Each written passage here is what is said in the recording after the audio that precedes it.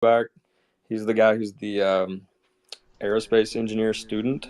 Give this one more try. Bro, he been having nightmares ever since that day. Give this Well, one more He try. will not stop. Been having a Having a lot of lot of problems, problems, but we're but gonna we're gonna keep keep trying it trying out it out here. here. what's your favorite Flat Earth Friday moment? And I responded about like when Witsit talked to like him, Joe, and Peter, and then he replied something, and I can't remember exactly what it said. I'm looking for it right now, but basically, Joe said that. Let me see, I can find it. He basically said that Austin sounded retarded talking to him and exposed himself, and then he said that Austin claimed that uh, all engineering is pseudoscience that doesn't work. And so I said, okay, like, so you're just a liar then? And I said, I'll get like, there's me and him had this argument a while back about like a fence and a rocket where he clearly couldn't prove what he was saying, but I just out of just being nice, I just said I'll donate the $20 that we were like betting on this to like a kids sports league. So he gave me some hockey league in Canada that I donated $20 to. So I told him, I was like, I'll give another $20 to hockey league if you can find me a clip of Austin saying that engineering is pseudoscience that doesn't work and show it to me. And so he replied with like basically the clips, like, I mean, I listened to the whole conversation like four times. Basically all Austin ever said was that like Newtonian mechanics are not used in any engineering. And then when he asked you, Joe, to provide one example, you just sat there like an idiot, like for like several occasions when he asked you, like several minutes, and couldn't provide a single instance of that. And then he said that your degree is in pseudoscience because you were talking about orbital mechanics, which is like nonsense. There's nothing in orbit up there. So he doubled down and said, "No, Austin said that all engineering is pseudoscience. It doesn't work." And it's like so dishonest. Like he never said that. He never implied that in any way, shape, or form. And this guy was like, he just kept him and his buddies kept responding to my like posts and stuff, saying like, "Oh, you owe Joe $20 because he proved that Austin said all engineering is pseudoscience. It doesn't work." It's like they're so dishonest. It's unbelievable. It's just really weird. Whenever you talk, sound waves come out of your body whenever you speak. So if these bots have their EMF molested and vibrating to the point where they don't want to perceive what we're saying, it's because the sound wave of us speaking is just bouncing the fuck off. And that's why they're just like, you're dumb. You don't know what the fuck you're talking about. Dude, I'm telling you what's going on. Nah, you don't understand the math. Your sound wave is just bouncing off, bro. Again, bots are just people who have had their electromagnetic field molested by HARP. Yeah, but he like I mean most globe earthers do show like a level of dishonesty, but that was like egregious. Like he won't even acknowledge how the conversation actually started. Right? The way that he keeps posing all of his tweets and all of his homies that's down there listening. Make sure you let him know that we know his tactics, right? And I get it, man. You know what I'm saying? If you start piping up and then you talk to somebody like Wizard and he completely like destroys your whole worldview, you're probably gonna want to try to manipulate the narrative, especially if you're going to school for the same thing. But we wasn't even talking about engineering. Like that was what we diverted to play in his ballpark. Exactly. The original question was about heliocentrism, which he also didn't have any answers for. So he goes on Twitter and starts talking about, oh, I wasn't like not saying anything because I got stumped. I just didn't say anything because it was 3 o'clock in the morning and somebody on the internet was telling me that engineering doesn't work. I'm just like, bro, Yeah, and he was saying that's like just Witz had exposed himself as like knowing nothing, and then that was the same night, like a few minutes later when he talked to Peter, and then like the whole he accused him of word salad, and then he didn't even know what word salad was, and then it's just like hilarious. I mean, if you go back and listen to the replay of all that, and then how they played it like back afterwards, or they claimed it went, you could not find a more like inverted um sort of like replay of that from what they claim it was than what actually happened. I mean, it was like I I mean, that's no secret. Like, I'm not a big fan of the professional globe shills, especially those that I've had a bunch of interactions with. And I actually felt embarrassed for them listening to it. Like, I swear to God, like listening to it in real time and the replays, I literally felt embarrassed for them. Like it was really, especially Joe, it was really uncomfortable listening to that. I mean, when he could not give any sort of a reply to even the most basic little questions that Austin was asking him about, like Newtonian mechanics and these sort of things, which again, like Sacred was just saying, was how the conversation was diverted into his area of expertise. It wasn't like, you know, um, it wasn't like the topic we were just talking about or whatever. He literally just, when he brought Joe on, you know, he was like, "Do you have some evidence of the globe or whatever?" And yada yada. It pretty quickly went into like, "Oh no, I'm an aerospace engineer," and so like he went into that topic, and the guy, he couldn't say anything. He sounded like a retard. It was Matthew. so awkward. It was so awkward. What do you mean by exclusive? Like, yeah, that's the first thing he said. What do you mean exclusive? He's like, well, I mean like exclusive. That's what it means. Yeah, Matthew, what if we're mistaking these people? You know, they are intelligent, but they don't reflect in wisdom, and they don't seem to have their own independent mind. That's why they cannot come up with their own independent conclusion. They have to bounce off on someone because they are used to the system regurgitating information for passing exams, not analyzing for the sake of understanding. So they're in their own bubble of academic and all these things. That's why when you attack their fallacy in logic, they start telling you how PhD in this as if it will make their statement more factual. Hold on one second. I don't think Alan can hear you. Is it Gully? Oh, just call me CLW. How do you say your name? CLW. Okay, I'm gonna call you CLW. Just drop down and come back up because I don't think everybody can hear you speak. I'll bring you back up. I mean, I could hear him, but I don't know if everyone else could. Yeah, Alan said he couldn't hear. Okay.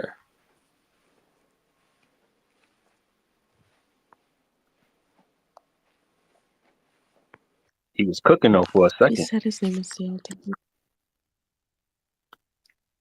What you said, Bila? No, I was saying he did say his name is CLW. It's his accent. There they go.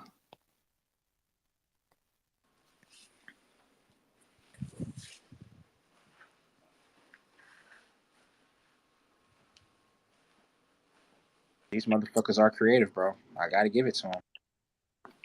Hey, while we're waiting for Alan to come back up, what is the actual globe defender's explanation of why the rocket has to go so fast to, like, quote unquote pop out of our atmosphere? Because if there's a pressure gradient and then supposedly the effects of gravity get weaker the further away you go from whatever Earth's surface or sea level, like why is there this like magical barrier thing that they have to go super fast to pop out of? It should just get easier and easier to get out of like Earth's atmosphere into space and out of gravity. The higher you go, it should just get easier and easier. So like, why does it have to be so fast to like pop out of it? Dude, you watch a rocket take off and you see how much combustion has to happen for it to gain liftoff, right? What do you think's happening when it's just sitting there? It's vibrating violently as fuck. It is now able to permeate through the ether. This is what stages are for, bro. This is what the fucking stages are for. It's to contain the EMF. And whenever they don't do it quick enough, the ether slaps it. And that's why them bitches explode. Holy shit. Well, I mean, the ones that don't explode like curl over and fall in the Bermuda Triangle, but I'm just even talking about the official like explanation they give. Like the reason they don't go straight up and they have to like curve around so they can pick up tons of speed so that they can quote unquote be on fast enough to like pop out of our atmosphere out into outer space. Like, how do they explain why that's necessary? Because like everything that common sense that I understand about like the globe paradigm is that it should be easier and easier to get out of this thing the higher you go. Like there's a pressure gradient, so there's like as you go up, and then there's also gravity gets weaker as you go up, supposedly. So Matthew, where's this magical thing you have to pop through? I don't understand. These people never explain anything. For example, they tell us the sun 93 million miles away, but they never give us the way they calculated it. They can even tell us the volume of the sun. but they can never tell us how they calculate it for us to analyze it. They just want us to accept their Right. values at Right. face value. Most of the things they just make up stories that seem good. It's not practical in any mean. Yeah, well, absolutely. But I mean, like things regarding like NASA and what they do, like typically all of that stuff, they get called on by, what people like flat earthers, and then they have to come up with some sort of like mental gymnastic answer. Um, I posed this question a couple days ago in one of the group chats, and gosh, I forget who it was, who did reply like, this is like what the Globers claim. And he had like a little bit of like a few charts about like how, I can't remember, it's something to do with like how the gradient and air pressure or something. And I gave it a quick glance, but I didn't really absorb it. So I was just wondering, like, I mean, how they actually try to make that argument to the public, because that's another one of those things that we were all taught as a kid. Like I remember being taught that at a very young age. It's like, oh, to get out of like Earth into outer space, you got to go super fast to like pop out of it. Like you got to get through it. It's like there's this thing you gotta like If you want to pop through. use, And it's like, wait, what? Like how? Like now I'm older. It's like, what the hell are you talking about? if you want to use their model, you would have to break out of the electromagnetic field. If you want to use their model, that's what they're trying to say. They're popping out of, dude. Man, I ain't gonna lie, bro. And I postulated this 2 weeks ago in fucking Peter Shilley's space, and I got hit down. I was looking at an N1 rocket, and I Why was were like, you in his space? Come on. Look, man, Ralph invited me, and I thought I was gonna I thought I might indulge. Never again, bro. So look, my point was this: they were talking about N1 rockets, right? And I was like, the fat base, like the fat booster base, makes me think that it was trying to be used as a wedge. So I had the right idea, I just didn't connect it, bro. The rocket is vibrating violently enough to manipulate the ether so that way it can ascend.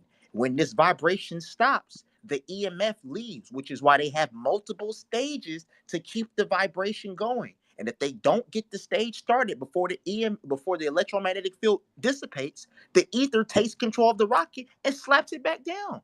That's why it blows the fuck up. Dude, I will argue with Elon about this. I am balls deep in this. Well, dude, he's not gonna argue. Dude, he's not gonna argue with you. He won't address anything like we talk about. He's not stupid. No, bro, he's slapping his rocket up with an EMF. That is all the boosters are for. And when that EMF deletes quicker than they can get the booster activated, the rocket fucking gets slapped by the ether and explodes. That is what is happening. You're saying that's what happened when the ones where we see it like appear to hit the firmament? Yes. Or are you talking about? They're not hitting the firmament. What is happening is the EMF that they need to sustain to keep going up, they can't get it going up fast enough. So that way when the stage starts, the ether's already on top of it. So at this point, the EMF can't bounce the bubble. You can't get no sound wave. It just crushes it and just does whatever it wants to. You gotta understand that the ether is a water. So if you get something in water and you get to manipulating and splashing that water and the shit don't have nothing to bounce the water off, it's gonna do all types of crazy shit before it give up. That's all. And don't forget the propagation, up, down, left, and right. You getting slapped with all of that shit. It's gonna do something violent and then explode because then the pressure go get it. The inversion. Dude, that's all. I will argue this with holy shit, bro. That's all rockets are, bro. So like, yeah, I mean, like the stuff you're talking about right now, I know it's just like been flowing out of you the past few days, and honestly, it's like kind of brilliant, and awesome, and I don't know that I fully grasp all of it, but I think there's some brilliance there, or some good stuff. But like regarding like what we're talking about right now, like why? So my question to everyone, not just you, but why do they keep like sending these things up to like if they know they're gonna hit the firmament? Like the one Elon just did recently was like wasn't like 33 rockets. It was like the biggest rocket ever, and he sent it up and it just goes up. It looks like it hits water. It explodes. And it's like they know that's gonna happen. So like, why are they doing it? And like some people are like, oh, Elon's trying to like wake everyone up to the firmament. Like I don't believe that for a second. Maybe they bro. themselves they don't know what the ether is or any of these things. They're trying to physically get out of it, bro. Deductive logic. Look at the way deductive logic, is made. They say the heaviest objects goes settle the lowest on Earth, and the less densest goes up. So it has to do more with density. Even the ether barrier itself, it's more like how can I put it? It's like a barrier that has to do with more of density and how material form in an atmosphere than actually a physical barrier like a wall, something like that. It has something to do with how you manipulate field and all these things. But them, they are trying to force their way It is. out of this barrier, which is not Yes, even You think physical. they actually believe they can like send bro, rockets or bombs? dude. I know they used to bomb it. Like what was it? Operation was it like Fishbowl? And Matthew, look at a spaceship. Look at a rocket, bro. Look at it. They invert the way a rocket looks to throw you off. The rocket's design is not for it to be vertical. If you put a rocket flat, it is perfectly designed to swim through the ether. It is perfectly designed. Look at the bottom. It's flat. The bottom is flat. It's perfectly designed to swim through the ether. What they are trying to do with all these rockets and boosters, they are vibrating to create an EMF. We know this. The stages contain the EMF. We know this. The higher the stages go, the more you need to have. They're trying to vibrate violently enough to get to the top and pass through into outer space. At which point, the flat bottom way that the rocket looks, now it matters. Now it actually works because now you're swimming through the ether.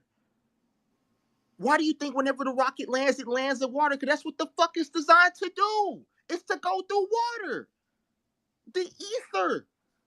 but like I still don't understand why they keep sending them up into it. Like what is that accomplishing for them? Like what's the purpose of that? I don't They're understand. trying to get through it, bro. But it's the fact is they have to have enough vibration and No, frequency. they know they can't get. Come on, they Dude, know. I know, we know, but they still They trying know that they shit. can't get through it. They know they.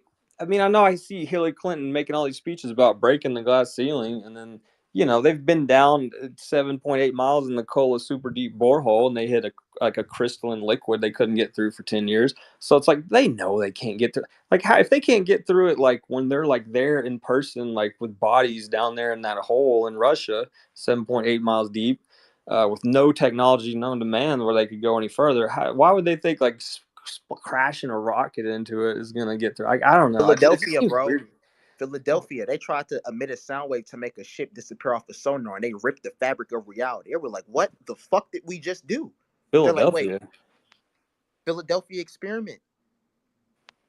Whenever they tried to resonate a frequency for a Navy ship, so that way it would disappear off of sonar, and they resonated the frequency so violently that the ship disappeared from our reality, and it was gone for 4 hours, and reappeared with people phasing in and out of reality. People fused with the ship. It was violent as fuck. This happened. What year was this? 55, 55, Really? 58. Yeah, I think, yeah. Bro, it's like 60 plus years ago. So it's like they knew they can break reality. However, they're trying to physically get out of here. So this is why his rockets keep having more boosters, more rockets, more. It's to increase the vibration of the ship. So that way when it finally gets to the top.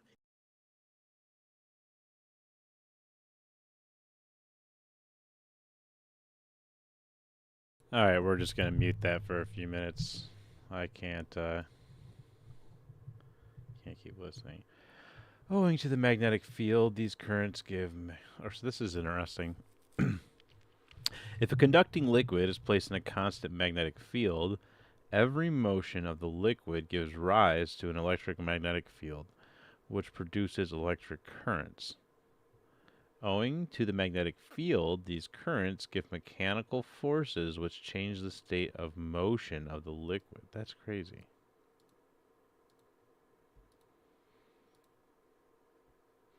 This is published by Nature. This is Alphen.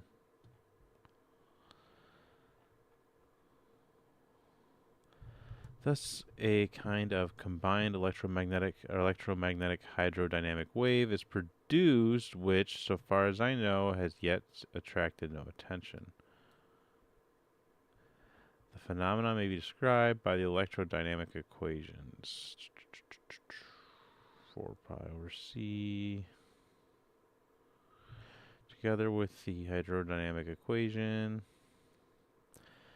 where is the electroconductivity, mu is the permeability, is the mass density of the liquid, I the electric current, V the velocity of the liquid, and P the pressure.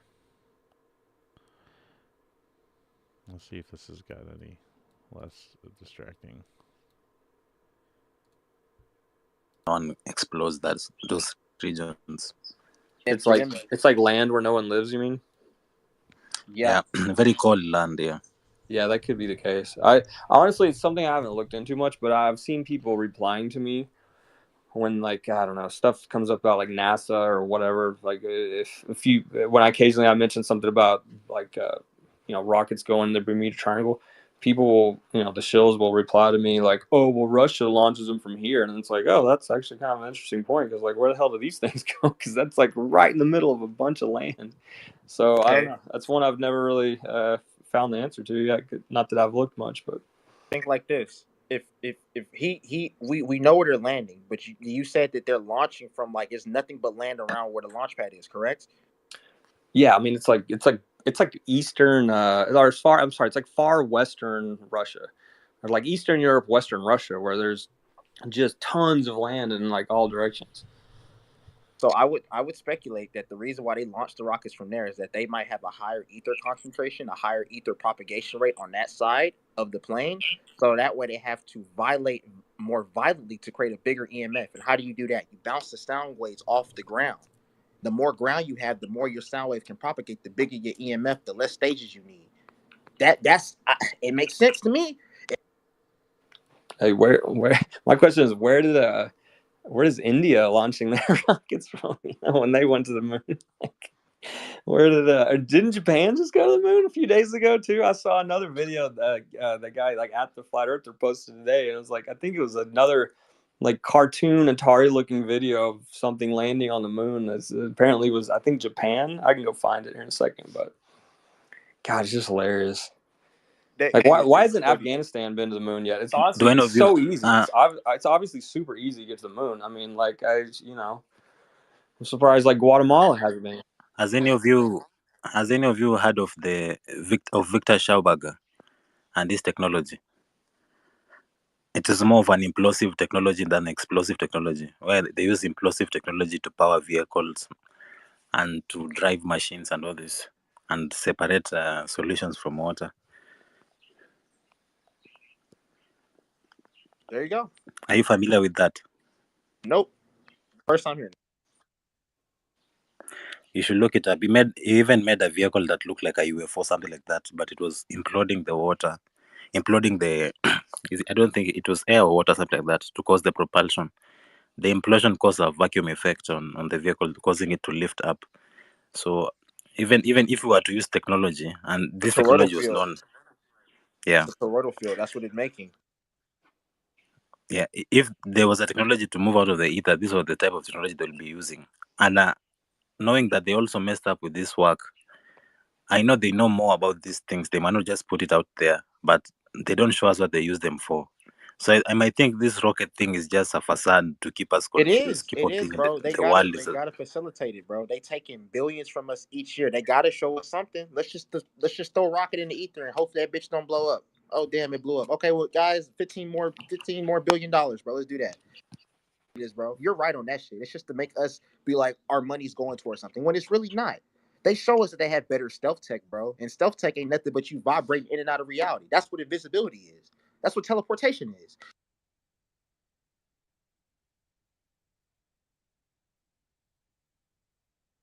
Yeah, and we also need to, if there are scientists here, we can also work out on implosion technology. I think that's more efficient. This explosive technology burns everything and destroys our environment, and I think they don't want us to go back into this form of knowledge because it can continuously generate power using little input, and its potential it can't be. We can't even visualize its potential in terms of application because they have given it little chance to work out here, and what we have is just like few documentation about or the few books that he wrote, but I'm sure they have their own scientists that are working out on these things, improving it. By now they have worked on Victor Schauberger mechanism and all these things to make other things out here, but they will not release it because in a way implosion technology frees us from their parasitic system. That's why they have to control the type of technology we use to generate energy or move around and all these things. Bro, you Because get it. implosion, yeah. You get it, bro. If we don't tap into the fucking ether, we not go in point blank. Period. Quote me. We not doing shit to them unless we can manipulate the ether the same way they fucking doing. That's the only way. Like, this is the way. Man don't shit all the way through. This is the way. Hey, real quick, Matthew, you heard about Point Nemo? Point Nemo? Yeah. No, what's that? So basically, they call that like the space agency junkyard of the world. So basically, yeah. So basically, Point Nemo is supposed to be the furthest place from in water away from any land masses. So they say all the space agencies, whatever they send up into the sky or into quote unquote space, whenever it comes back down, if anything doesn't burn up, it falls into this place called Point Nemo, which is the place.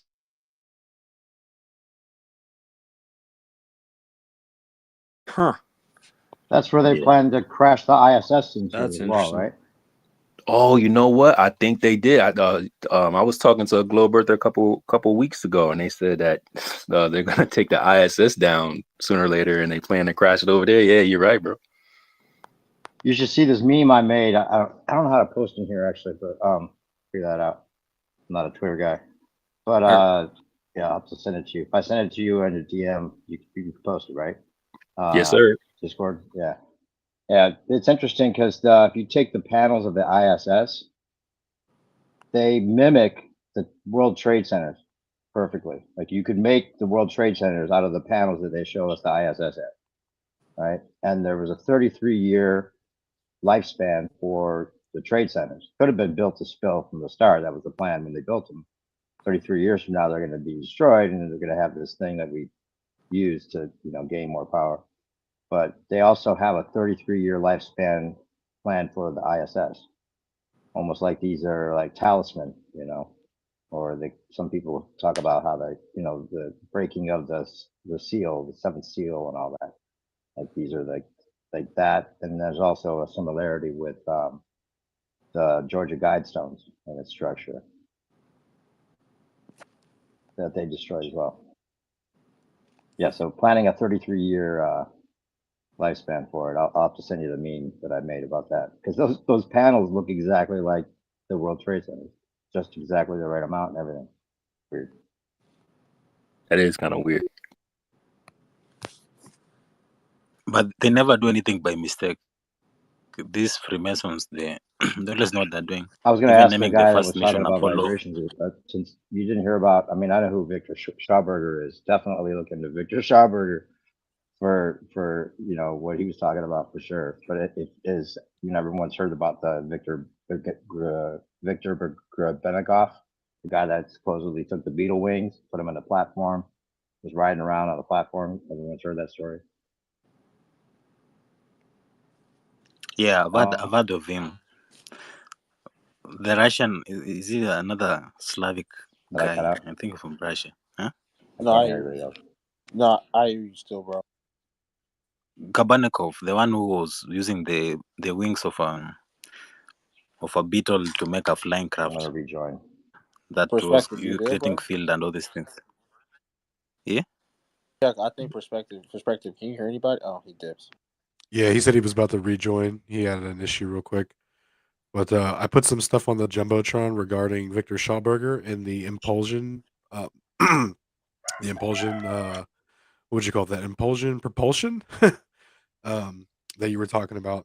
So it was, I just kind of heard about him recently, so it's all new stuff. But there's a link to a documentary that a guy made. He was like following Schauberger's work and a paper that was written about Schauberger's work, and he was doing his own experiments and making vortexes and kind of reproducing the stuff and documenting the motion and stuff. It was all really interesting.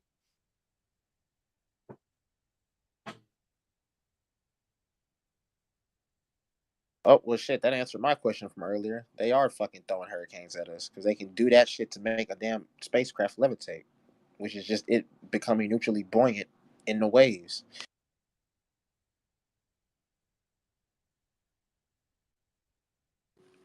And also the other guy was talking about Gabanakov or something like that. Is it Victor Gabanakov? He discovered that insects, they radiate some form of their wings.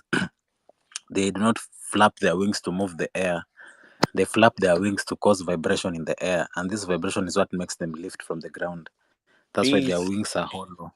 Yeah, bees do that. that's why all insects do that. That's why, like you see, the beetles. The beetles, they have this. They have a strong cheating. What's it called? Wing. Something like a wing. It's not like a regular wing. If you take those hard cheating like structure were made of, we call them wings.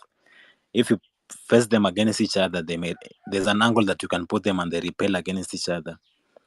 And also these structures that insects make, for example, even a beehive, if you go closer to it, it emits some form of radiation. Ant hill, all these structures insects make, they have some phenomena that causes some vibration of energy or radiation of heat in a funny way. And he learned, he observed these insects, and he ended up making a platform that he put these beetle wings. I don't think if this I don't know if this story is true or false, but they say he put the beetle wings in a specific manner on a platform, and he could guide the platform using a pedal or something like that, making the wings face a different angle for it to propel itself up or down. And in the book, he says that he could propel himself up to 1,000 miles an hour, and he could not even feel the wind hitting his face. EMF. It's not. It's like that. That device made a shield around him, something like that. Yeah, electromagnetic field, bro. That's an EMF. That's what it did. If that shit happened for real, if he did that shit for real, it vibrated enough to create an electromagnetic bubble that protected him from the ether. So when he was able to go through that shit at the speed he say, that's why he ain't feel nothing. Because can't nothing hit his ass. Cause it can't get inside his bubble.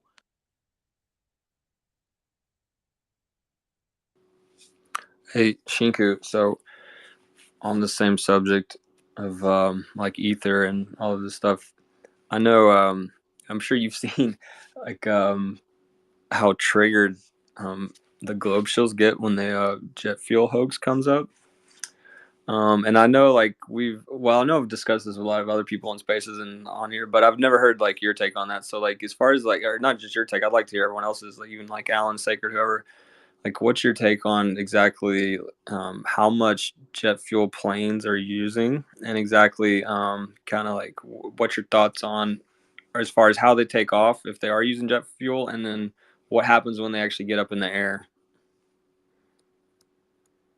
The jet fuel, what they do is, again, we already know they pressurize on the ground so that way you don't drown. Okay, when they get, what the jet fuel is for is to get the propellers and turbines to vibrate enough to some semi retain that EMF field, because again, we know oxygen is going to leak out of a container eventually, which is why they got to make sure your flight is quick and they get you out the air fast as possible. So what the fuel is actually used for is to generate a mini EMF in front of the plane via the propellers and turbines to push the ether from in front of the plane. That is what the fuel is actually for. That's why there's not you don't need a lot of fuel in an airplane. You don't need anything. All you have to do is to create an EMF, and the propagation from the ether is going to keep you where you are.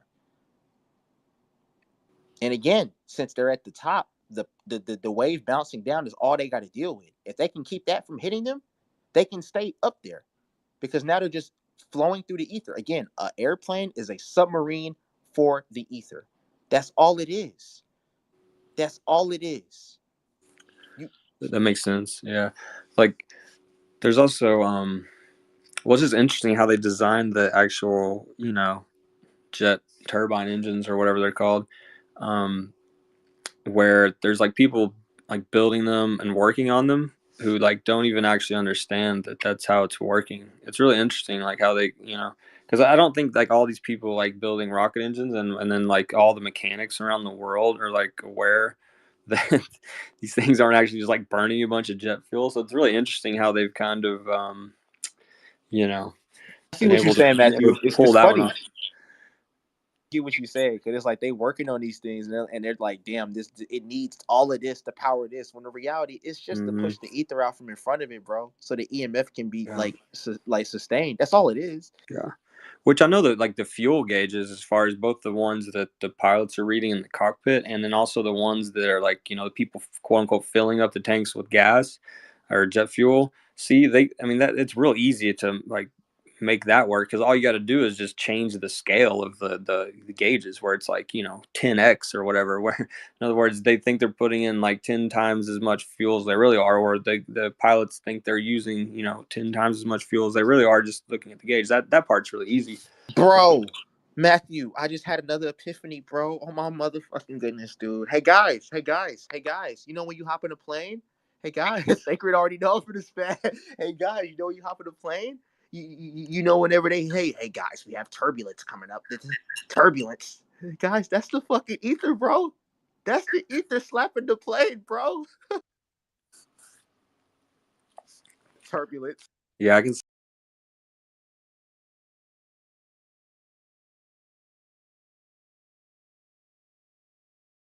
Turn that off for a few minutes and just read.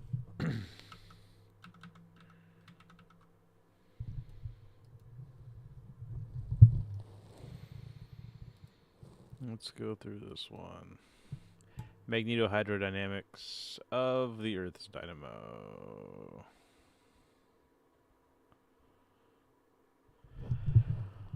So, the dynamics of motions in the Earth's core are dominated by the Coriolis force rather than the energy-providing forces. This allows us to bypass some of the uncertainties caused by the lack of knowledge about the Earth's core and proceed to the magnetohydrodynamic problem of the geodynamo. Wait, how are we getting away with that?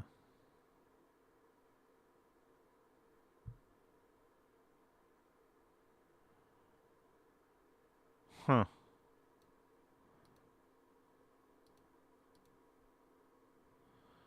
I don't know so much about that there. Gosh, I need to go back. I don't remember reading this stuff. The dynamo process converts mechanical energy into magnetic energy and dissipates it from the form of ohmic heat, or dissipates it in the form of ohmic heat. The question of the energy source of the Earth's magnetic field is therefore of primary importance. This question is considered in Section 3 in connection with a discussion of the physical state of the Earth's core. Most geophysicists regard convection driven by thermo or chemical buoyancy as the most likely source of energy for the geodynamo, but a possibility of a dynamo driven by the Earth's precession cannot be entirely excluded. Wow. I think this is back a ways. Now they act like they know really confidently now, though. Right, this was in 78. They're afraid to be so honest about how unsure they are about things nowadays.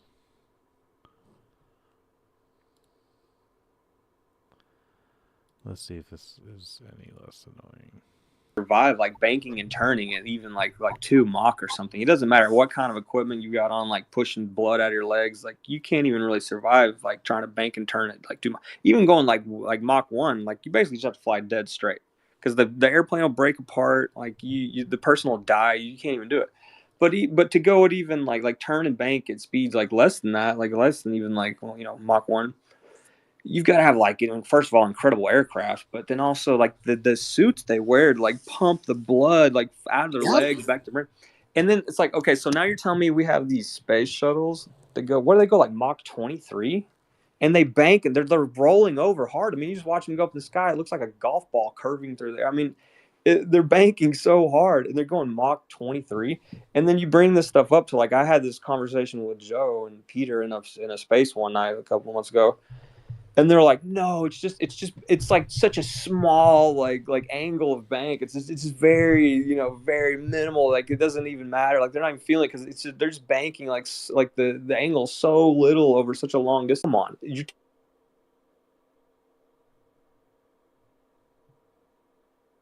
like, are you fucking kidding me? How does a human survive that?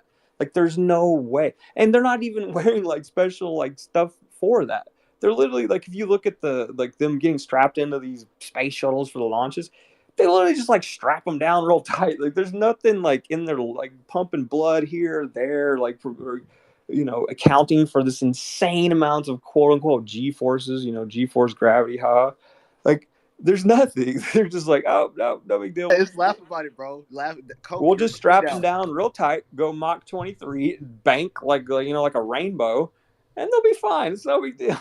It's so fucking okay, bro. stupid. It's okay, bro. Cope with it. It's hilarious that they do all this fallacious bullshit rhetoric and try to gaslight us by saying you too dumb to understand the equation, so you wouldn't get it. Yeah, your personal incredulity is not an argument. It's not debunking. It's like, okay, no. I know for a fact a pilot can't like bank even a little bit going like Mach 1.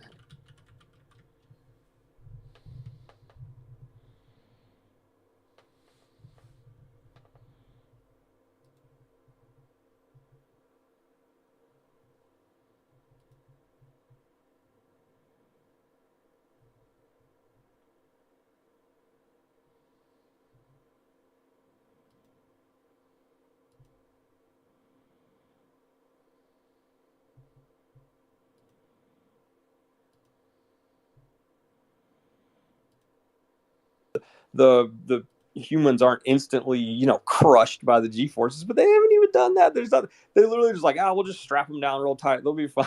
It's so fucking stupid. G forces is go crush you. No, this. Which one? The tweet that Caleb put out to say I need somebody from the flat Earth community to postulate the existence of ether using the scientific method. Oh, he might have deleted it. No, he did. I threw my fucking thread up, and he deleted the damn tweet. Yeah, he probably deleted it. I think he does. Yeah, I don't know. Somebody mentioned in the group chat that he had deleted some other stuff too. I'm not sure, but shout out to the tweet and deleters. Do you know these people? I'm so tired of their BS because they listen to some bullshit that they are told that quantum physics and all these things, and it doesn't make any sense. And they're just using it to cover up what's the ether. It's not like even they're hiding or they're trying to hide it or anything. They rather come up with some non-existent theories and made-up stories that things just happen magically. They don't explain anything, and they call it scientific. And no one even has ever gone and tested their quantum. I don't know even what they call it. I just see a lot of things that don't make sense from there nowadays, especially these things about quantum. Everything is becoming quantum, and it never made any sense to me. What specifically is this quantum that we can use it to understand our reality? They just keep on making up stories, explaining the ether and creating things that do not exist about the ether, more like misdirection. And they call them astrophysicists and all these things, together with their gravity constants and things that do not exist out here. And people that go through the academia, because they have been given certificate, they think now they have understood reality. No, you have just repeated good enough for them to consider you a good student. It's not that you understand whatever it is they're speaking. Yeah. It's so funny that you that you just brought that up. I want to say shout out to Franco for pulling up with a Franco.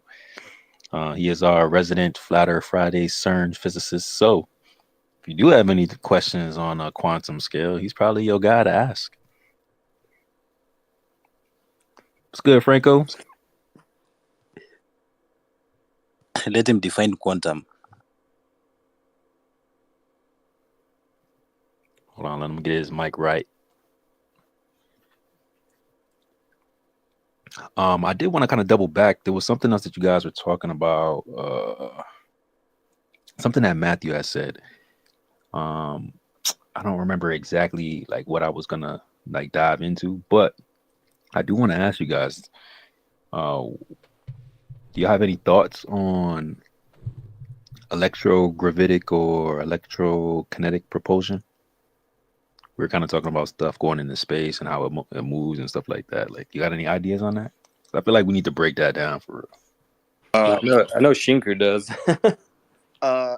Going back to what I was talking about earlier, that Keith shared, the ether generator. How I postulated that to be able to capture the ether, you'd have to have like a water bucket that vibrated at the resonant frequency to be able to manipulate the ether and contain it, and then put a lid on that and keep that resonant frequency going. Now that you have contained that ether, you can infinitely resonate that ether to whatever frequency you want, and you can generate plasma out of that shit by hitting it with the right frequency. You could then use the ether to make electricity to be able to do propulsion. All you have to do is trap the ether in something and to keep it stationary and how do I put this? Station.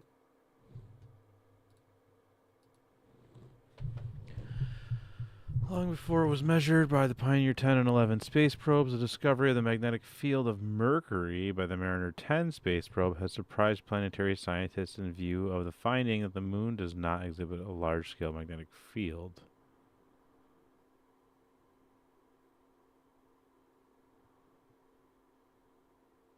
Space probe. Huh. Or stop existing, you would just shut that shit off. And then when you need it again, because ether permeates all space, you just get the vibration. Yeah. So moon does not. Are they talking about the Mercury moon or just the moon in general? I have to look into that. Released to the public already, so they've had this technology for many decades, if not millennia, before they're gonna like release it to us peasants.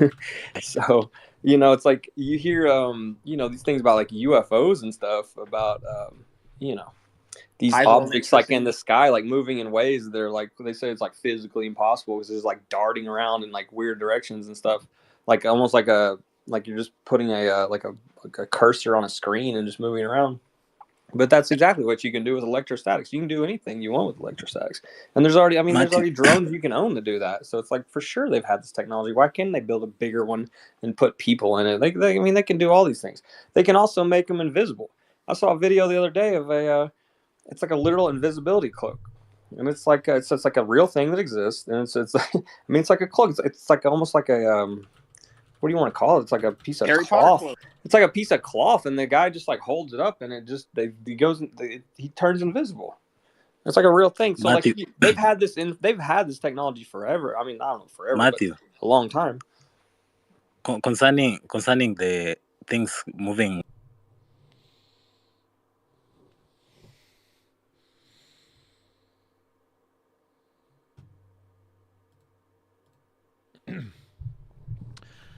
Moon does not exhibit a large-scale magnetic field, in spite of large differences in the properties of the. Was I okay? Good. Yeah. In spite of large differences in the properties of the three planets for which an active dynamo appears to be required, the physical mechanisms may be similar.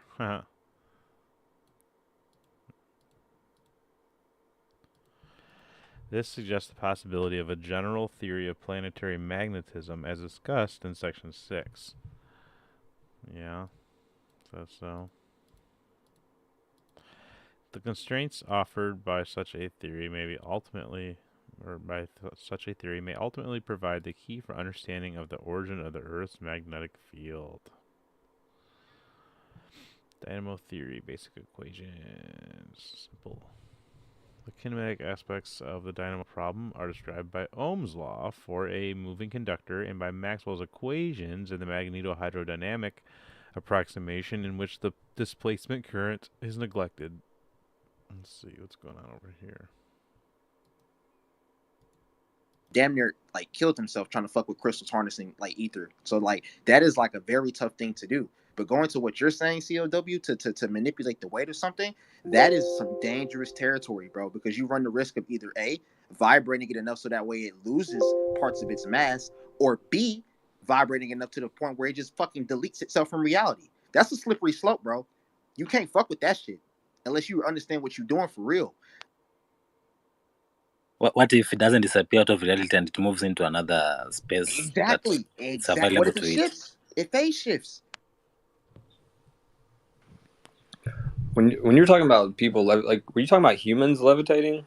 Like when you kind of started talking there? Yeah. All right, back to this.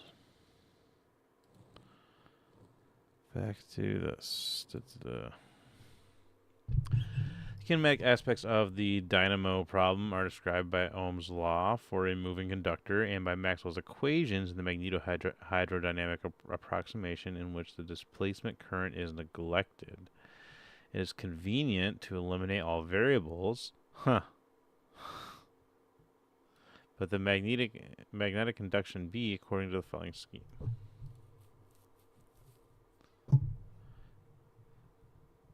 In the last step of the general form, the dynamo equation has been simplified by the assumption that the velocity...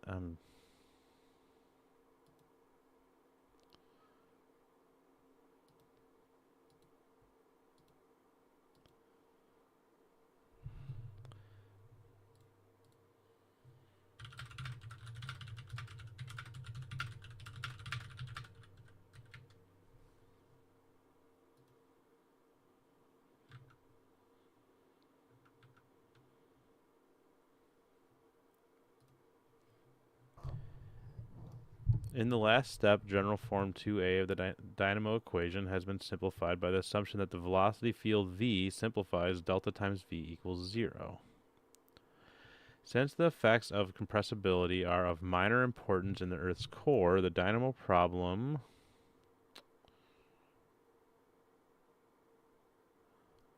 that's quite an assumption, isn't it?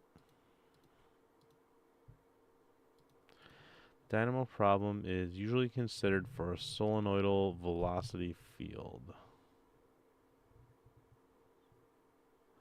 The inverse of the product of the electrical conductivity and their permeability is called the magnetic diffusivity. Huh. I never heard that before. In deriving equation 2.1b, it has been assumed that it's constant for liquid metals like mercury.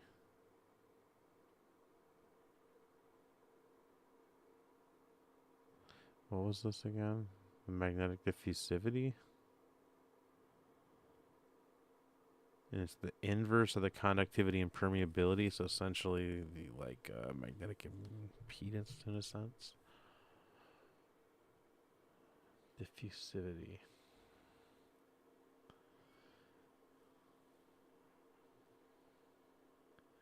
In deriving, it's been assumed that it's constant. Wait, what?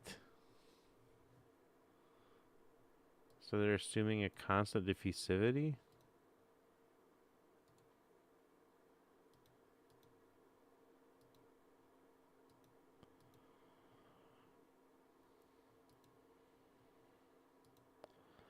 Seems kind of crazy.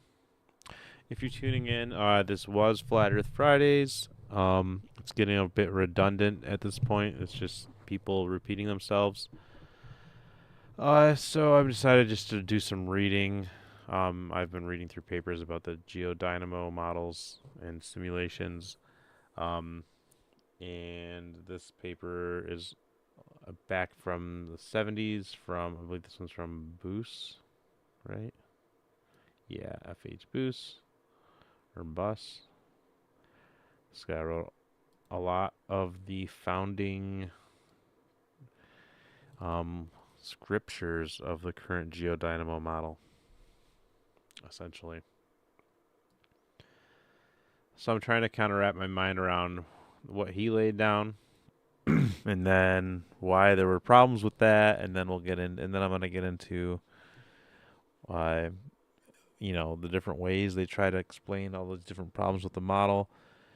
It's crazy because they end up ad hocing just like a million different things about the convection currents and the materials that they're made out of and the directionality that they spin in and different ways that they try to account for the secular variation and different ways that they try to account for the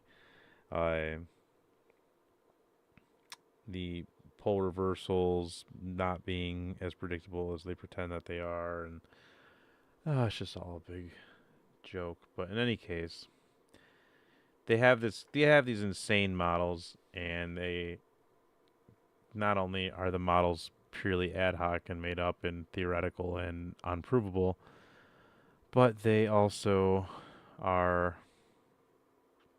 they don't make any predictions. Like the magnetic field has been moving and it continues to move, and they can't predict any of it.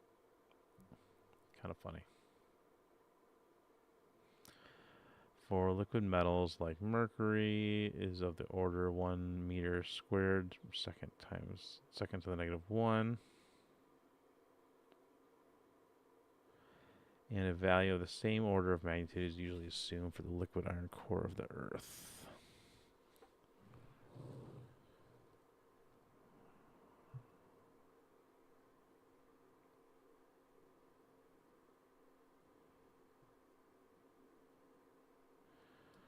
But, like, isn't the Earth the iron core?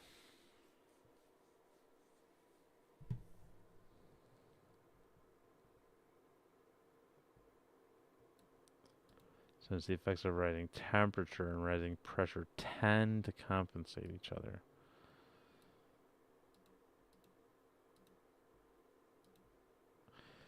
In order to complete the description of the dynamo problem, boundary conditions for the magnetic field must be added. It is often assumed that a conductivity differs from 0 only within a finite volume V, but the outside is electrically insulating. What? It's often assumed that the conductivity differs from 0 only within a finite volume, while the outside is electrically insulating. Okay. But why would it be? Like, what? Why?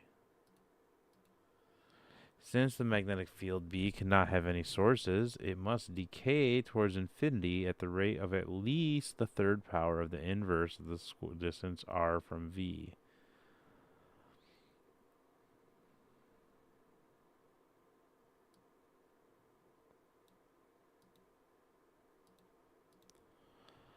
An important property of the dynamo equation 2.1, big dog here,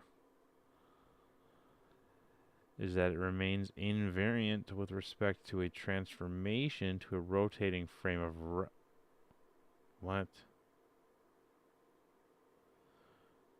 Rotating frame of reference, since B remains unchanged with respect to such a transformation within the framework of the magnetohydrodynamic approximation. Another important property of equation 2.1 is the flux of B through any material surface of the fluid is conserved in the limit the delta iterating up to delta up to 0, corresponding to an infinitely conducting fluid. What?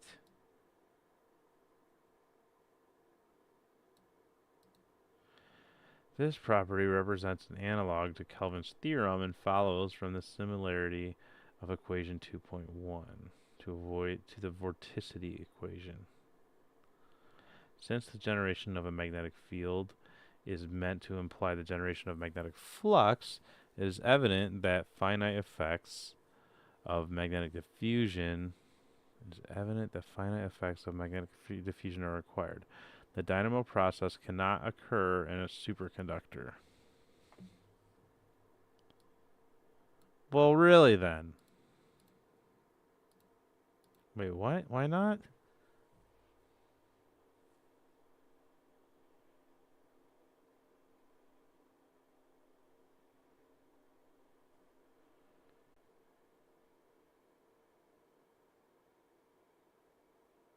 Since B remains unchanged with respect to a transformation of the framework of the magnetohydrodynamic approximation, another important property of equation 2.1 is that the flux of B through any material surface of the fluid is conserved in the limit corresponding to an infinitely conducting fluid. This property represents an analog to Kelvin's theorem and follows from the similarity of equation 2.1 to the vorticity equation. Since the generation of a magnetic field is meant to imply the generation of magnetic flux, it is evident that the finite effects of magnetic diffusion are required. Okay.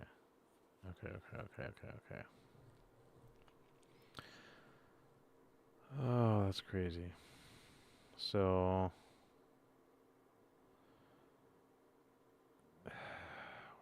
see here.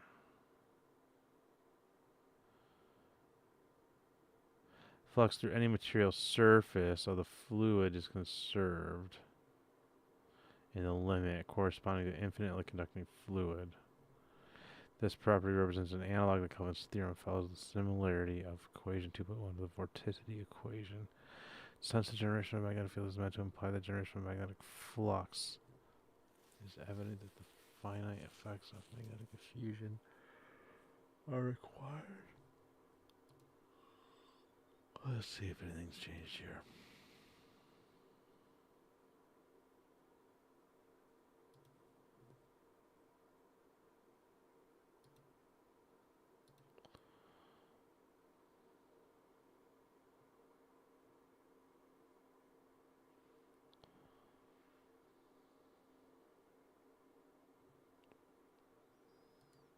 Do you Atomic theory consider as there's an okay, explanation atom? that You're talking about atoms, right? Hold on. Let Franco finish his thought, y'all. We gotta let him finish his thought. All right. And then once he give the mic up, then y'all can go ahead and jump in. Franco, finish your thought, and atomic then theory is something that has Sorry, been I going cannot on hear him. for 2 centuries or something like that. Well, it's proven by a lot of experiments which do not see atoms in themselves, but use them as an explanation which explains everything we observe. And then we have Franco, you're not answering my question, man. How are you measuring that? measuring You what? can't see. Measuring what? You talking about the spread, bro. How are you measuring the spread of something that's moving too fast for you to see? The spread, I would argue, would be how fast it's shifting back and forth inside of its medium. How are you measuring that if you cannot see it? You can measure the spectrum of light emitted when electrons transition from. That's all I need to hear. That's all I need to hear. That's all I need to hear. You're measuring the sound waves it gives off. It's not a Because they try sound to wave. swap shit It's with it's light. not a sound You're wave. measuring the sound wave it's It's giving not a off, sound bro. The wave. It's vibration like, that it's oh god. emitting is Shinko, no, let him bro. finish. That's Shinko, exactly what it let him. is. Shinko. Look, it's not just y'all two on the phone. It's all of us in here. So even if you might get it, just let him finish so everybody else can catch up. Atomic spectroscopy is a whole field of physics, right? You measure spectral lines and you explain them with quantum mechanics and with orbitals in atoms. You explain everything with a theory. You explain with calculation, which can compute the energy level of a hydrogen atom, which all of chemistry is based on, right? If atomic theory and spectroscopy are wrong, then everything that you know That's about bullshit, chemistry is bro. wrong. No, it's I'm not true. sorry. That's So, bullshit. It's not that complicated, bro. It's not I that know it's fucking not a complicated. complicated. Well, What is it is a happening bit is that complicated shit because is quantum shifting mechanics back is and not forth easy. so fast that you can't see it because it's vibrating so fast. It is not that complicated. That's fallacious bullshit. This is all physics is, bro. That's all it is. It's bullshit. I knew I wasn't right. You tried to fucking gaslight me. Yo, Shinko, chill, bro. Because that's cap, bro. I know what the fuck I'm Shinku, talking about. That Shinku, shit that's is fine, bro. Shinku, that's cool, bro. But there's no need to get turned up like that. Franco is chilling. Okay, he may be a globe earther, he may be a physicist, he may be pushing something that may not be all the way correct in your eyes for 30, 40 years, whatever the case is. We don't got to turn up on him. He chilling. All right, go ahead, I'm Franco. sorry, bro. I'm sorry, Franco. It wasn't at you, bro. It was just at physics, bro. Because that's bullshit, man. They try to complicate everything, bro. You literally explained what I'm trying to explain to you right now. What you're measuring when you say spread, you're measuring the vibration of it bouncing back and forth in its environment, and what you're measuring is the sound waves that it's giving off because you can't fucking see it. That's what you're measuring. So what Shinko is, I think, highlighting, Franco, is that kind of like how Witzer was explaining, like there seems to be a cross between the dielectric and the magnetic, and that results in that phenomenon. Now you guys are perceiving it as a particle, and I think the way that they described it was an event. So I guess like what we're asking is like, okay, so if it wasn't a particle And if it was an event, what would it look like? What would be different? How you perceive it. Yeah, like how would we perceive something that isn't actually a particle? I'm not sure I understood the question. Um, How do you perceive something that you can't see? How do you measure something you can't see?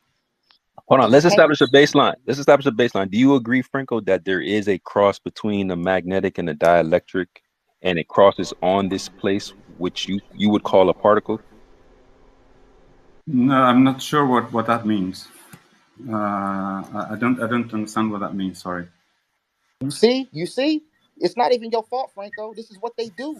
They try to overcomplicate shit. So when you get asked shit like this, it's like, I gotta find an equation or a paper to substantiate. It's not that complicated. What you were doing, you were measuring whatever you're measuring, vibrate back and forth so quickly that you can't see it, but you have to know it's there. How do you know it's there? It's giving off waves. That's all it is. And you measuring the wave it give off. That's all that is. They try to invert it and say that they tried to look for light in the ether. Light cannot permeate through this shit. Sound can. That's what they was looking for. That's what you measure, is the vibrations of that shit bouncing back and forth in the medium that it's contained in. That's what you're doing, bro. And you can get mad at me all you want. I may not be a physicist, but that's what you're doing. I'm glad that you are explaining to me what I'm doing. The fact is that because that's what it is, bro. And they try to complicate it by giving you an equation. Hold on, Chico. Hold on, bro. You gotta let him talk, bro. Now, of course, if I'm not an spectroscopist, but if your sound wave theory can explain and calculate the energy level of a hydrogen atom, then you're welcome to substitute your theory with the current one. The problem with physics, the definition of physics, is that it can predict what you're going to observe, no matter if you describe it as sound wave of things bouncing back and forth. As long as you're going to make a calculation which says, if I make this measurements, then I will get this value, numerical, with an uncertainty and with a prediction of a numerical value that you get from an experiment, then you'll have a theory that works. Atomic theory has done this, and is able to predict and explain all the lines that you observe in a spectroscopy observation, whether they are sound waves, as you say, or they are electromagnetic waves, as we say, right? And the problem is that it's not just words; it's calculations and numbers and results of experiments which give out numbers. So I'm glad that you can explain what we do in high energy physics. If you can explain it and tell us how we explain, for instance, that we measure. No, the lecture that I'm going to give in a couple of days that I'm trying to prepare today is how we measure the mass of the quark, of the top quark, in our experiments. Can you explain that? Can you explain what we observe at our accelerators with your sound wave theory and things moving back and forth and giving out sound waves? Okay, if you can, then I'm glad to accept this as an alternative theory of what is going on at our accelerators. So you asked me to substantiate what you guys say. Oh yeah, so just real quick, I just wanted to just add like another little baseline, because we kind of touched on this just a little bit earlier, that science seems to only operate within the material world, right? It doesn't operate outside of it.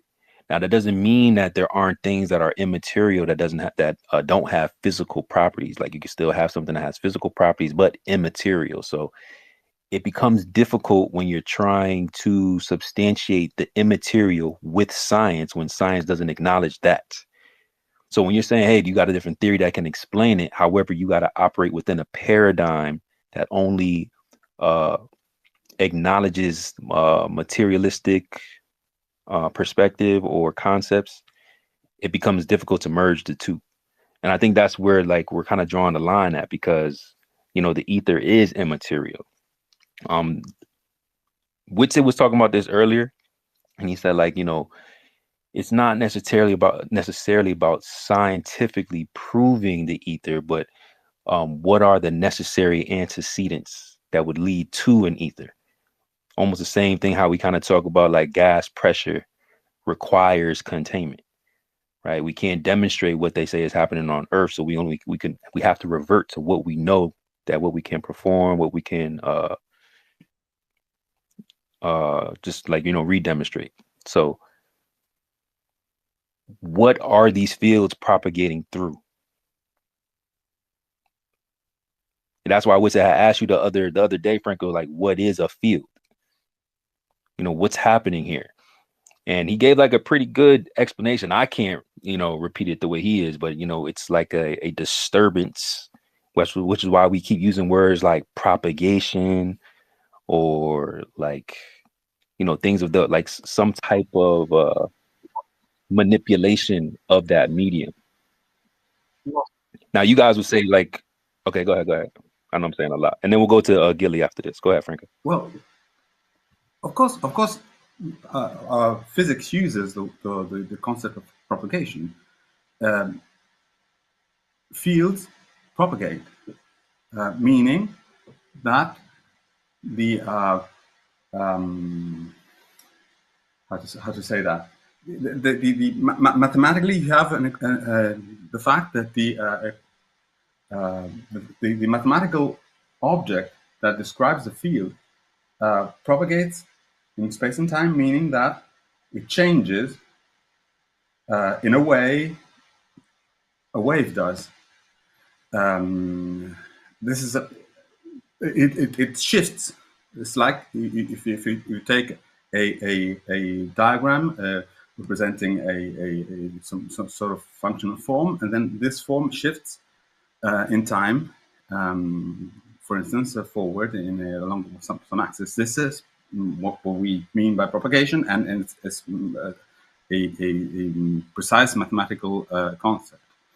And of course, fields, in the way that they are even in classical field theory, which is, for instance, electromagnetism or gravity, in classical fields, they propagate, meaning that they are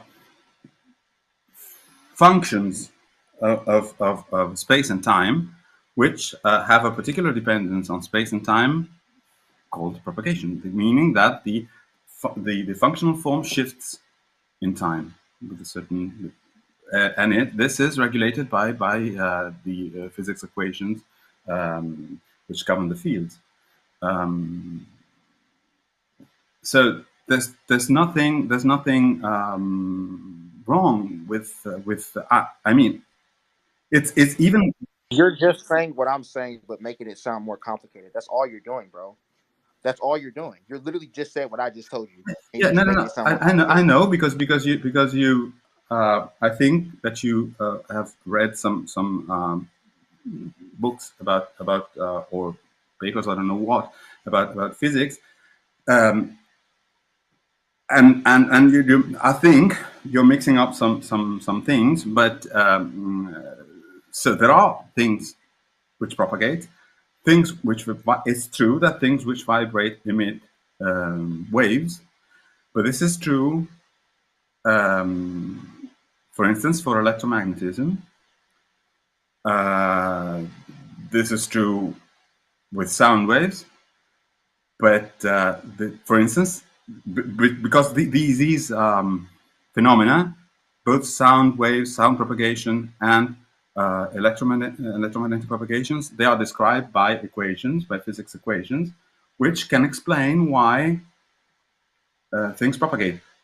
The wave equation was derived in the 18th century for the first time for the vibrating string. You have an equation which explains why signals can propagate through something like a vibrating string, like an instrument string. And then you find out that in some other theories, such as pressure, the gas and the gas equations, they can support a wave equation which gives rise to wave propagation, which is sound waves.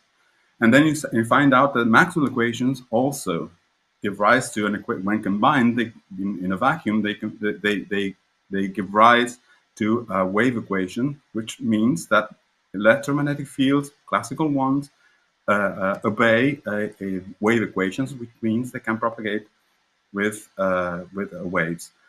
But, for instance, pressure equations, which are pressure waves, which are sound waves, for instance, in air or in liquids, are a kind of wave which is different from the electromagnetic wave, in that pressure waves is so-called longitudinal wave, and whereas electromagnetic wave, they are transverse waves. They are different. They have different properties. For instance, electromagnetic wave can be polarized, whereas sound waves cannot. We say that sound wave only have 1 degree of freedom in their vibration, whereas electromagnetic wave, which are transverse, have 2 degrees of freedom. And so you have other difference in those. So they cannot be confused. They cannot be confused. Transverse waves are not the same as longitudinal waves, and sound waves are different than electromagnetic waves. They obey the same equation because it's a propagation equation which comes in electromagnetic case from Maxwell equation, in the pressure wave case from the equation of state of a gas, but and other thermodynamic equations. Like there are different equations which lead to the same consequence, which is wave propagation equation.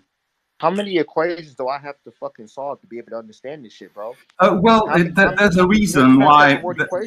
There's a reason why, in order to become a physicist, you have to study for years, right? You cannot learn it in a popular science book. You cannot learn it in a tweet on YouTube videos. You have to study. You can't learn it in Flattery Fridays, Franco. You can't learn physics here. Study hard. You have to study hard. You have to learn the equation and to be able to solve them, and to be able to solve problems. Otherwise, you've not understood physics. I'm sorry. Franco, you're further substantiating the point that I made earlier, bro. I appreciate that. Franco, what do equations have to do with? They're the foundations of physics. Physics is made. This was said by Galileo, as I told you the first time I was here. Galileo said that the language of science is mathematics. This was okay. You can disagree with this. This has been physics for the last 400 years, right? It's been based on equations and on numbers and on the ability of equations to describe the world and predict numerical values of But do you know? Not just words, not just philosophy. Okay. Do you know these numbers are man-made things? They have nothing to do with physical reality in its pure essence. Yeah, but they're just man-made constructs. Except that you are actually using at this very moment something that without physics and equations you would not be able to use, which is propagation of the signal you're fucking using a device that without electromagnetic theory and without quantum physics.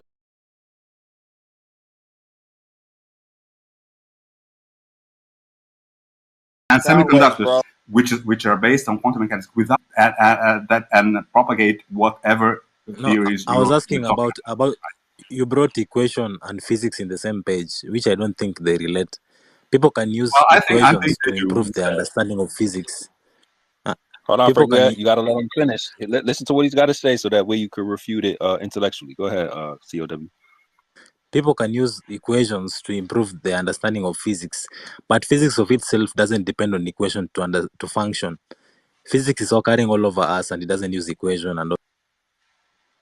Yeah, okay, but if you want to use it, if you want to understand it, this is the way. It's like saying this equation. It's like saying that make up equations.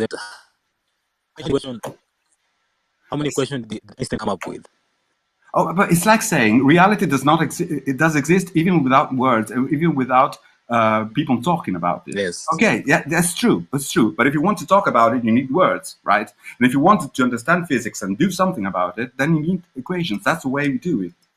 No, you don't. If I can physically see what the fuck I'm talking No, about, then you can fucking see what you're talking about, and then you design a fucking I don't know device or computer, something that's working. And a particle Franco, you will accelerator, literally you just design build it shit. without equations. You do it.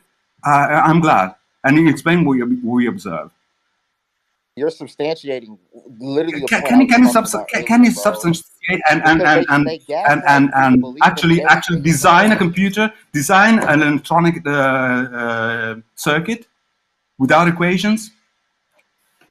Bro, whenever you Do were you trying to know? explain Do you this know shit to me, in bro, you India? couldn't even form a coherent sentence. Every other sentence was equation, equation, Yeah, because Franco, that's how it works. Try and design anything. Try and design Franco, anything without equations. Franco, Oh God. Franco.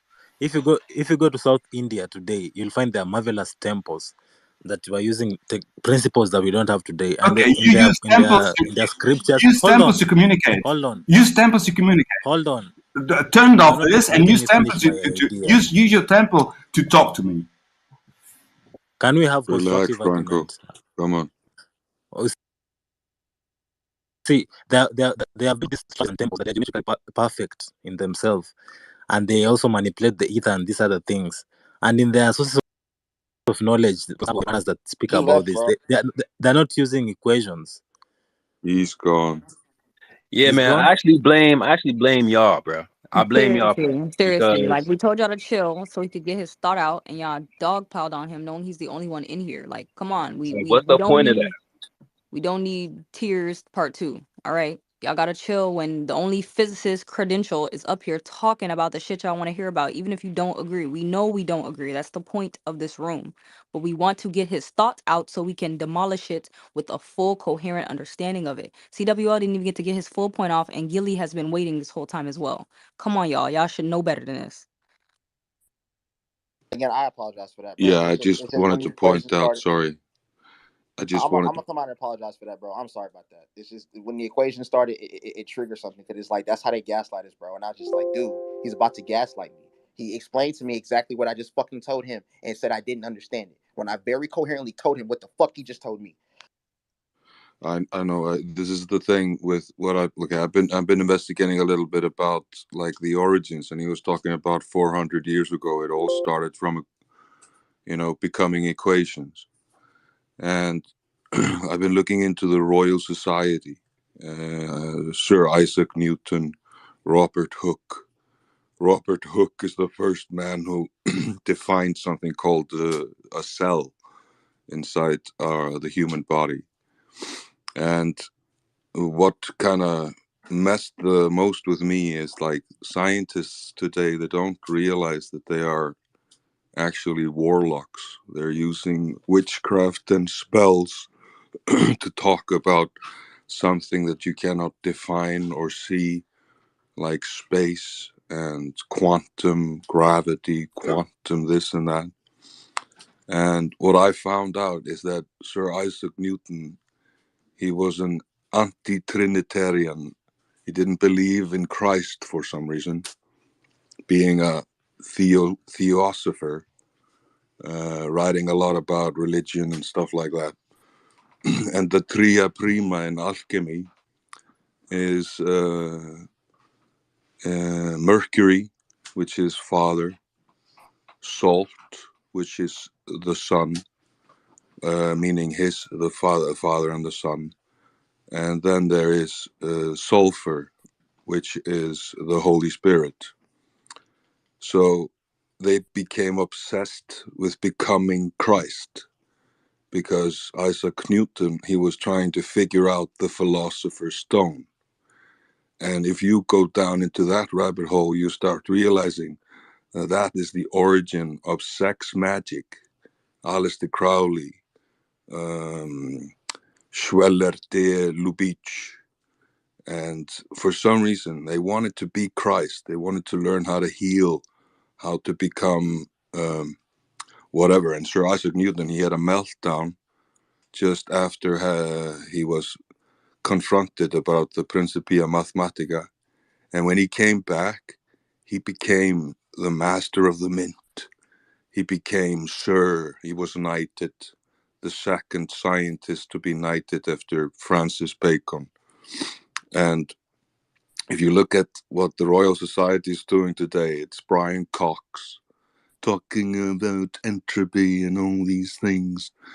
And you start seeing that the magic, like Hawking, Stephen Hawking, there was a translator, and poor Hawking was just, and the translator was just reading some script. So what we're dealing with is high intellect witchcraft. And poor Franco, he's caught in the web of it, you know, because they're trying to trap our most highest intelligence on the planet and make them autistically trying to figure out something that they can't even see or figure out. That was just my analysis of this, you know.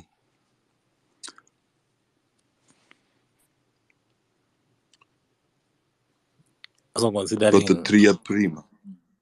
also considering Sorry. Newton came up with the so-called gravity G constant, which is I just think is a Masonic code for the G. For they like playing Yeah, with this that's thing. the main thing, man. It's an occult force. It's action Yeah.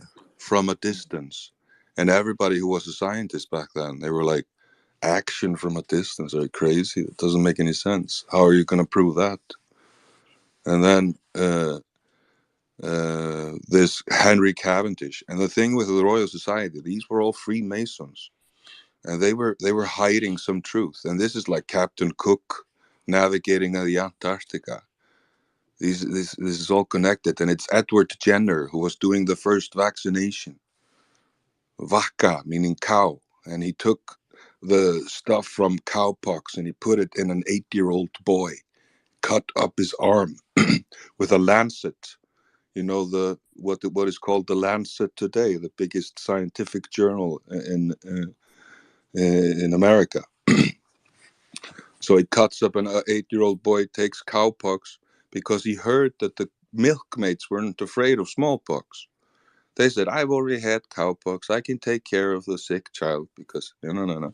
So he said, okay, maybe if I just open a blister of cowpox infection and put that into an 8-year-old child, then I will hopefully figure it out. And they were taking prisoners. You know, either you want to take a part in this medical experiment, or you can get a pardon from the king, or you can, But inoculation comes from inoculare, which means to graft.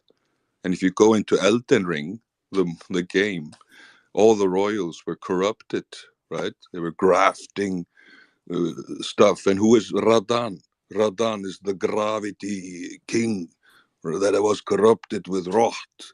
So the Japanese, they're taking psychedelics and figure shit out with all this stuff. So it's like there's a huge awakening going on, but we have to break the spell. We can't, like, I applaud you for confronting him, even though his cognitive dissonance and his education is just trying to tell him that equations are everything, right? It's like a spell, you know. It's your whole worldview is being confronted. Well, yeah, that's kind of what I wanted to get to when he was trying to finish, you know, because he keeps conflating like equations with explanations. It's like you could draw up or formulate an equation or put a formula together for something that doesn't exist in real life. So, you know, I'm not against using equations for functionality or to try to describe something, right? Like, obviously you want some math to go along with your claim, but to say that it like proves something or substantiates something, like, nah, you just have a different way of describing it, you know, through numbers or numerical values or something like that. So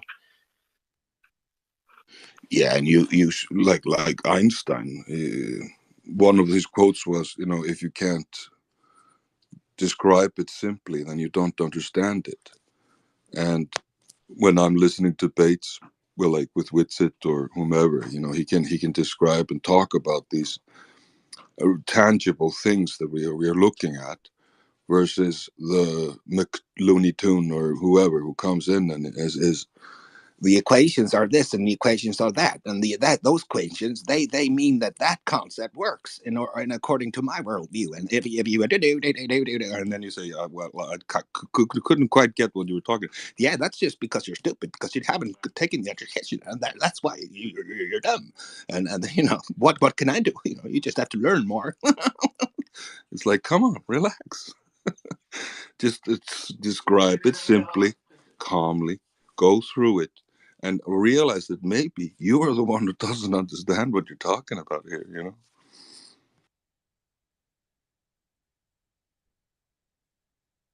Is it the role of society like shape up the most modern academia? Hold on, your mic messed up. We can't hear you, CLW.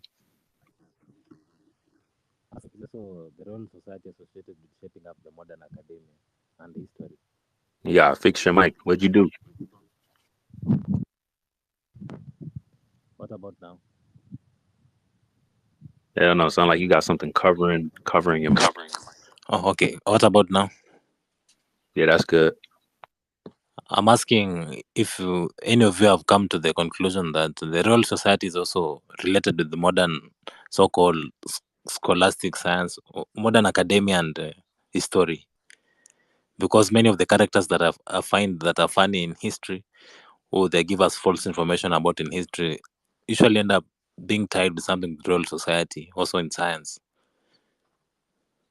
100%. Like in 1956, remember those years, 1956, 58, 59, the Antarctica Treaty and all that. In 1956, the Royal Society created Halley Bay on Antarctica. And Halley's Comet, Edmund Halley, Freemason. Christopher Wren, who started it in 1660, Freemason. Isaac Newton, Freemason. Captain Cook navigating the world. The guy, Edward Jenner, who was grafting stuff into people. The vaccination comes from the Royal Society. The modern scientific method comes from the Royal Society. There's one fascinating story. Edward Jenner, he was learning from the first physician ever, John Hunter, or I think he was called, or John Hunt. That guy, he paid. There was a giant who was 7'7", who died. So he paid the mortician, or the ones who were going to bury him at sea. That was his request, to fill his coffin with rocks, so he could steal the skeleton. So he had a museum with 14,000 specimens of 500 different species of plants and stuff, and then he had a giant skeleton in his study. So we're talking about, these are alchemists. They were all pretty much celibate. They didn't get married. They were, questioning about whether they were hiding that they were homosexuals, which there's no founding for. But one of the guys, this John Maynard Keynes, who bought the notebooks from Isaac Newton, he realized his notebooks were all written in code because he was secretly an alchemist, because he could be hanged for being an alchemist. Because according to the official story, you can change lead to gold. But that's just bullshit. You're taking the internal semen, which is the philosopher's stone, cum, and that is the thing that you preserve, and you push it up the spine, and you waken up the third eye, and you Christify yourself. But when you are trying to become Christ, you are just invoking Lucifer, man. You have no idea what the forces are happening when you awaken yourself, open up the third eye and the crown chakra. These are all alchemy. When you study alchemy, you start realizing they're not talking about a stone that changes lead into gold. It's bullshit. It's all about pushing your... you Christify yourself by by, you know, that's why you have these kundalini snakes going up the spine and meeting in the middle.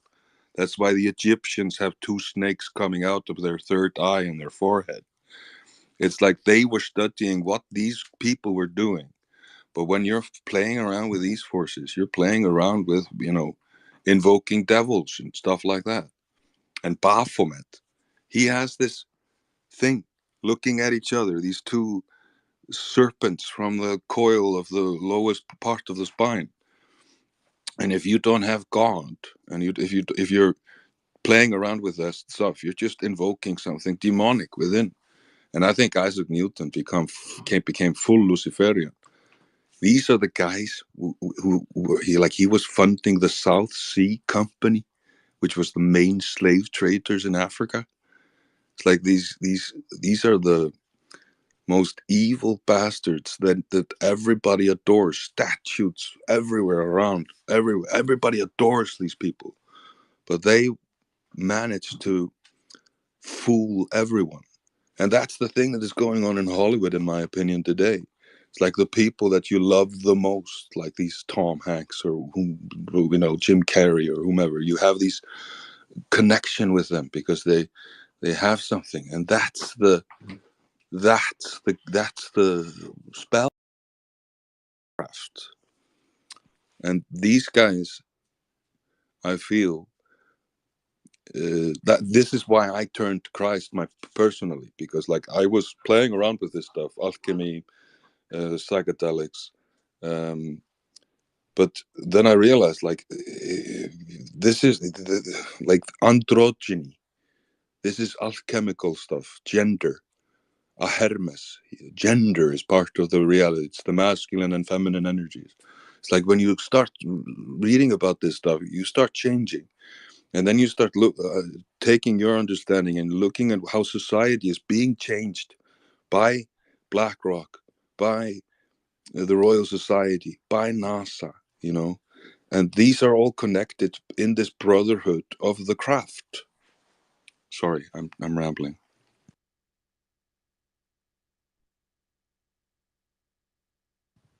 Yeah,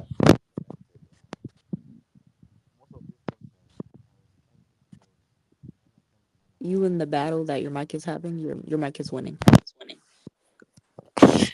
sorry, it's the way I'm holding the phone. But as I was trying to find the origin of some theories in science and all this thing, I usually ended up landing with people in the Royal Society or some priest in Catholic Church somewhere. I was even surprised that the Big Bang Theory was actually is made by a Catholic priest. And people, they think it's it's a scientist somewhere that came up with it. When you look into these things, they sound good when they organize to you in a syllabus and you regurgitate it. But when you just start questioning where did this idea come from, there's a lot of holes in it, and the characters that are involved, there's a lot of question mark in them. The things that they did, their works that was not published. Like I was even shocked realizing that Newton was an alchemist. I also know he was writing a book about something, chronology of history, something like that, where he was trying to look at the history of the world in relation to the Bible, and was claiming that some things in the history is not accurate because he tried to calculate it, something like that. They were doing some research, and some of their research which is relevant. For example, we might read about Isaac Newton and his theory of gravity and all these things, but no one have you ever heard them talking about his alchemical work or his work about the chronology of the history of the earth, things like that, which just raises question: how can they be selectively publishing this work and they don't publish this other work? It just looks like it's an agenda being pushed out here, and people have labeled it science or whatever mainstream. Yeah, it seems so. It seems like Robert Boyle, he's the first chemist. When did alchemy become chemistry? Like, what is adrenochrome? What is the power of understanding how to Christify yourself? What are these Buddha monks doing in Tibet? This is a question that when you are a natural philosopher, when you're looking at nature, you're looking at how plants go from a seed and become a plant that grows fruit or blooms. Buddha was talking about, or he didn't even talk. There was this silent speech where he was just looking at a flower. This is the ether we're talking about too. Aum. Aum is God. It's the present moment. If you expand the present moment, you stop thinking. And many of these alchemists realized that the thoughts that they were having, thinking about the past, thinking about the future, thinking about this stuff, you get obsessed with these thoughts. They just haunt you. And the Aum opens up a space that is eternal, that is huge. And it's passing. It's the sun passing. It's the moon passing. And that's time. That's real time. When you're not inside the clock that is ticking, you're in it. You are it. And this is the path that every living entity is going through. But we are humans, and we have this self-doubt. You're stupid. You don't understand Stephen Hawking. You're an idiot, This mocking, all mocking tongue coming from Hollywood. It is demeaning us. But if you look at a flower, it just has one little meaning, and it's just going up, looking at the sun, and being its most beautiful self. And I feel like these guys figured that out, but they did it in a bad way. And then they say, let's enslave humanity. Let's figure out how we can really, really mess with them. And that's what we're currently living in today. And this timeline started 400 years ago. And since then, we have all these wonderful, beautiful entities like Franco, really smart human beings that are really trying their best to understand something, but they're just measuring something, creating equations about it. But like you can use your words and you can infuse them with love, and you can talk to a flower and it sees it, it feels it. Just if you have a pet and you give it anger, you see how it reacts. And this is the science that I'm really interested in. Like, when does alchemy become science? What happened? What is this journey to quantum gravity that we're feeling and trying to understand? And that kind of interests me as a personal kind of natural philosopher today. But I think the Royal Society, they did something. And if we look at that, we